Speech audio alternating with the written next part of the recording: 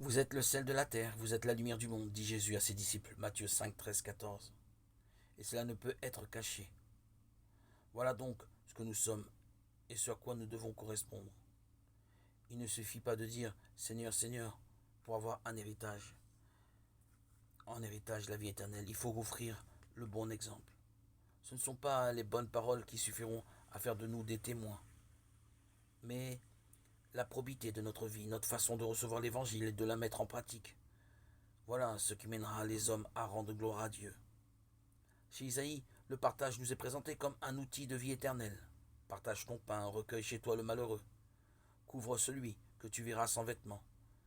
Ne te dérobe pas à ton semblable. Isaïe 58, verset 7. Et voici l'effet produit, ta lumière jaillira. Tes forces reviendront.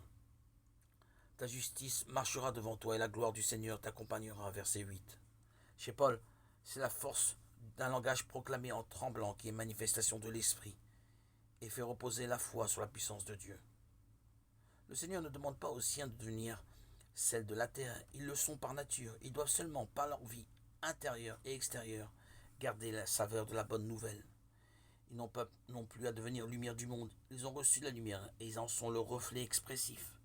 Il leur faut éclairer, c'est-à-dire maintenir ce pourquoi ils ont été créés, choisis et consacrés. L'Évangile nous concerne tous, il nous invite à nous remettre face à Dieu pour que nous sachions accueillir sa volonté sur nos vies, et pas simplement sur ce que nous jugeons bien ou suffisant. Vivre l'Évangile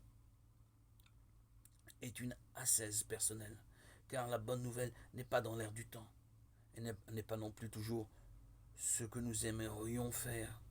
Toutefois, avec la grâce de Dieu, que votre lumière brille devant les hommes. Alors, en voyant ce que vous dites, ce que vous faites de bien, ils rendront gloire à votre Père qui est aux cieux. Matthieu 5, 16.